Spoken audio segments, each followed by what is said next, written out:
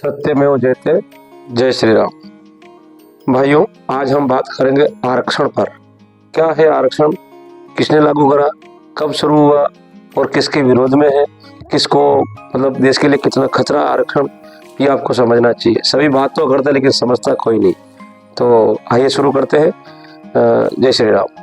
तो आरक्षण के जो जनक हैं वो एक क्षत्रिय राजा थे। अम्बेडकर जी तो बहुत बाद में आए, वो भी गांधी जी के कहने पर दलितों की बात रखने के लिए उनको नियुक्त किया गया था। लेकिन जो आरक्षण के अगर जनक सही स्थिति में है तो वह है छत्रपति साहू जी महाराज।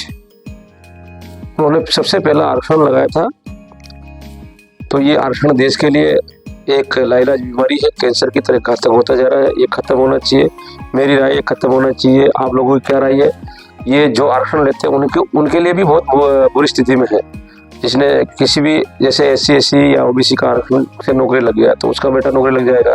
तो ये जो दूसरे लोग हैं उनके आरक्षण भी ये आरक्षण वाले खा रहे हैं। तो ये आरक्षण किसी भी हालत में योग्यता को खाने वाला है, तो ये खत्म होना चाहिए। तो साहू जी महाराज, छत्रपति साहू जी महाराज ने पहला आरक्षण लगाया था। तो ये आपको ध्यान रखना चाहिए कि पहला आरक्षण कब लगाया था। आरक्षण को खत्म करने के लिए आप सभी को मेरा साथ देना चाहिए और देश को आगे बढ़ाने के लिए सभी जातियों को मेरे साथ देना चाहिए। तो पहले सनातन धर्म में 4 वर्ण होते थे: ब्राह्मण, वैश्य, क्षत्रिय और शूद्र। तो सरकार ने उल्टा कर दिया। सरकार ने भी जातियों में बांटा ना। सरकार ने आपके साथ कौन सा इंसाफ किया? आप लोगों को गुमराह किया, शब्दों के नाम पे और जातियों के नाम पे डिवाइड करके आप लोगों को बांटा ही है। आप समझ ही नहीं पाए, लेकिन आप लोगों को अंग्रेजी और शासन नीति के अनुसार जो संविधान है वो अंग्रेजों का संविधान इंग्लैंड का लागू करके आपको भ्रमित किया है। पहले 4 वर्ण थे, ये कोई नई बात नहीं है। आपको गुमराह किया है। अभी भी जनरल, OBC, SC, ST। तो फर्क क्या पड़ा? शब्दों का फर्क पड़ा। बाकी आपको 4 जातियों में बांटा गया, अभी भी बांटा गया। पहले भी तुम 4 वर्ण में थे, अपने अपने कर्मों का अधीन थे, लेकिन आप समझ ही नहीं पाए। अब मैं आप बताऊं का आरक्षण जो मेन मुद्दा है कि अपन ने किसने लागू करा और कब कब लागू हुआ। तो सबसे पहला आरक्षण 1882 में महात्मा फुले और छत्रपति साहू जी महाराज ने ये आरक्षण लागू किया था।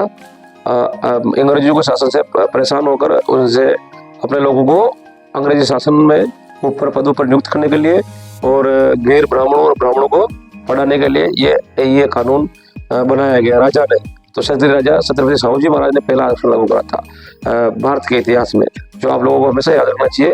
अम्बेडकर जी तो महात्मा गांधी के कहने पर आए थे, उन्होंने कोई लागू नहीं करा। ये तो पूरी कांग्रेस कमेटी की गठित की गई, उसमें ये लागू किया गया। बस उनको अध्यक्ष बनाया गया, इसलिए उनको लोग ऐसा बोलते हैं। बाकी अम्बेडकर जी उस समिति के अध्यक्ष थे, बाद में 1950 आजाद भारत के।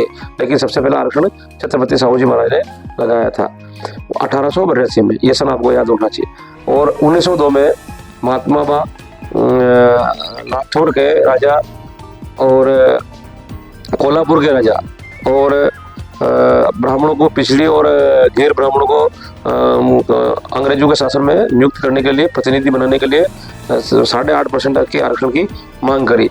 और ये भारत में पहला आरक्षण निकाय बना था। 1902 में पहला आरक्षण निकाय बना था।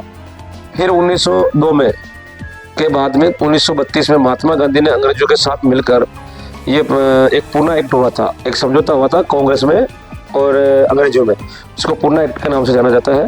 महात्मा गांधी के कहने पर अम्बेडकर जी को बुलाया गया, क्योंकि उस जमाने में अम्बेडकर को पढ़ाने वाले बड़ौदा के, गुजरात में बड़ौदा है, बड़ौदा के जो राजा थे उन्होंने उनको पढ़ाया लिखाया, सारा खर्चा उठाया। और उनके कहने पर उनको भेजा गया कि भाई दलितों की बात रखेंगे, उसको पढ़ाया। इसलिए उनके कहने पर अम्बेडकर जी को शामिल हुए। और फिर उस टाइम पे अंग्रेजों ने हिंदी निर्वाचक मंडल की सीटें आरक्षित की गई। उस समय महात्मा गांधी के कहने पर अम्बेडकर जी को भेजकर हिंदू निर्वाचन मंडल में सीटें कुछ आरक्षित की गई।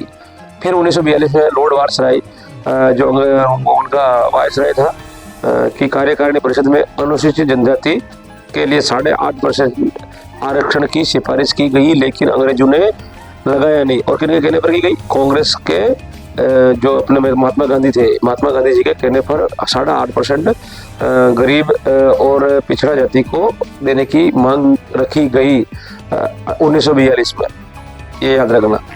अब आते हैं आजाद भारत के बाद 1950 में आज़ाद भारत के आरक्षण में भारतीय संविधान में इसको औपचारिक रूप से मात्र 10 साल के लिए रखा गया था।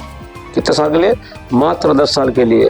ये सब सवर्णों को, पूरे हिंदू समाज को मालूम होना चाहिए। लेकिन कुछ राजनेता अपने वोट बैंक के लिए, अपने निजी स्वार्थ के लिए और देश को खोखला करने के लिए इन्होंने इसको आगे बढ़ाते गए।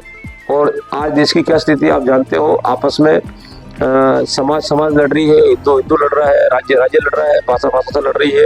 मतलब ऐसी स्थिति में पहुंचा दिया देश को, घर में पहुंचा दिया, नरक में पहुंचा दिया देश को इन नेताओं ने। आज तुम देख लो, जो भारत की एकता अखंडता होनी चाहिए वो कहाँ है? राज्य में लड़ रहे हैं, जाति से लड़ रही है, देश आपस में राज्य और भाषा से लड़ रही है। और आपस में आपको आरक्षण के नाम पे, जाति के नाम पे, देश के नाम पे इन लोगों ने निजी स्वार्थ के लिए लड़वा दिया। तो फिर 1990 मंडल आयोग की सिफारिश पर वापस ओबीसी का आरक्षण 27% कोर्ट द्वारा लागू किया, जिसने कोर्ट ने सही ठहराया। 27% आरक्षण ओबीसी के लिए लागू किया गया। अब आरक्षण का सही सत्य क्या है, सही मायने में क्या इसका मूल, मतलब मेन बात के, इसका जो सरल भाषा में कहते हैं वो क्या है? आरक्षण का मतलब होता है सामाजिक और संस्कृति का भेदभाव मिटाना। लेकिन ये उल्टा हो गया, लोग फिर भी समानता का अधिकार कहते हैं, कहाँ का अपन को बात मानते हैं। तो ये आपको समझना जरूरी है कि आरक्षण खत्म होना चाहिए। फिर 1991 में अगड़ी जाति के लिए 10% आरक्षण का पीवी नरसिंह राव की सरकार ने प्रावधान रखा, लेकिन वो कोर्ट ने आर्थिक आधार के रूप में इसको ये बताया। फिर 2020 में सुप्रीम कोर्ट द्वारा आर्थिक रूप से कमजोर वर्ग के लोगों के लिए 10% आरक्षण को सही ठहराते हुए लागू किया और कहा कि इसकी सरकार समीक्षा भी करे कि आरक्षण कहाँ किसको देना है। हाई कोर्ट का, सुप्रीम कोर्ट का ये मानना है कि 50% से सरकार में आरक्षण नहीं होना चाहिए। लेकिन कुछ राज्यों में 70%, 60%, 69% आरक्षण भी जा चुका है। तो देश किस दिशा में जा रहा है, सभी जातियों को सोचना चाहिए। आपको ये समझ में नहीं आ रहा, लेकिन बहुत आगे आएगा कि देश किस दिशा में जा रहा है। तो अब बात करते हैं अभी वर्तमान में क्या है आरक्षण की रूपरेखा। पहले हिंदू धर्म के अनुसार जो 4 वर्ण थे, मैंने आपको बताया कि ब्राह्मण, क्षत्रिय, वैश्य, शूद्र, वही सरकार ने आपको गुमराह करके उसके नाम को परिवर्तित करके आपको बताया गया है कि जनरल, ओबीसी, एससी, एसटी। फर्क क्या बड़ा? नाम तो 4 वही है ना। आपको समझने की जरूरत है मेरे भाइयों। जो सरकारें आती है वोट बैंक के लिए आती है, और कांग्रेस ने आपके साथ छल करा, उसको आगे बढ़ाते हुए दूसरी पार्टियां भी कर रही। क्योंकि सबको वोट बैंक की जरूरत है, लेकिन ऐसा नहीं है। अगर अखंड भारत बनाना है, आने वाला समय बड़ा विकट है, आप सब जानते हैं, मेरे कहने की जरूरत नहीं है। लेकिन ये बहुत गलत है। आपको आपस में भाषा के नाम पर लड़ाया जा रहा है, जाति के नाम पर लड़ाया जा रहा है, राज्य के नाम पर लड़ाया जा रहा है, और देश में आपस में जातिवाद के नाम पर दंगे फैलाने का काम कर रहे हैं। और आपको समझना चाहिए, हिंदू सब एक है। हिंदू अगर एक हो जाएंगे तो इनकी दुकानदारी बंद हो जाएगी। तो ये आपको जरूर सोचना चाहिए। तो ये आरक्षण को मैंने आपके बात करी। और 33% महिलाओं का आरक्षण भी सरकार ने दे रखा है। तो जोड़ लो आप, कितने 33-80% ही हो गया। अब बेचारे सवर्णों के पास तो कोई बचे नहीं है। 27 ओबीसी का हो गया, 33 महिलाओं का हो गया, और 15 इनका हो गया, और 7.5% एससी का हो गया, एसटी का हो गया। तो 33 तो कितना हो गया? 69, 10 ही बचा। 10 में सभी बढ़ते हैं। तो आपको लड़वाने के लिए ये होता है। और उसमें भी अच्छा, एससी एसटी को भी फायदा कहाँ मिलता है? जो एक बार अफसर बन गया, उसका बेटा बनेगा, फिर उसका बेटा बनेगा, फिर उसका बेटा बनेगा, तो लगेगा नंबर नहीं आएगा। तो आपको ये समझना चाहिए। तो जय श्री राम। ये पहला भाग था आरक्षण का। अब किसमें क्या क्या भाग है? अच्छा, इसमें एक लाइन ये भी है, शिक्षा और फौज को छोड़कर ये आरक्षण लागू नहीं होगा। लेकिन आप देखिए क्या हालत है शिक्षा की। शिक्षा के सेक्टर में, टीचर में, डॉक्टर में, आप देखिए जो चीजें 30-60-90% अगर बढ़कर वो आदमी नहीं बन रहा और 30% वाला बनेगा, क्या इलाज करेगा? देश किस महीने में जा रहा है? मैं ये नहीं कहता हूँ, लेकिन आपको पढ़ना चाहिए। सभी कानून सभी को समान हक देता है। आप भी लाइए नंबर, आपका नंबर आएगा। जो योग्य उनको दीजिए। योग्यता के आधार पर देश को आगे बढ़ाओगे, देश बहुत पहले की तरह अखंड भारत भी बनेगा और विश्व में बहुत प्रसिद्ध विश्व गुरु कहलाएगा। जय श्री राम, जय हिंद। अगर अच्छा लगे तो कमेंट करना, शेयर करना, और भी अगर आप चाहते हैं कि आरक्षण खत्म हो तो मुझे कमेंट जरूर करना, आगे शेयर करना। जय श्री राम।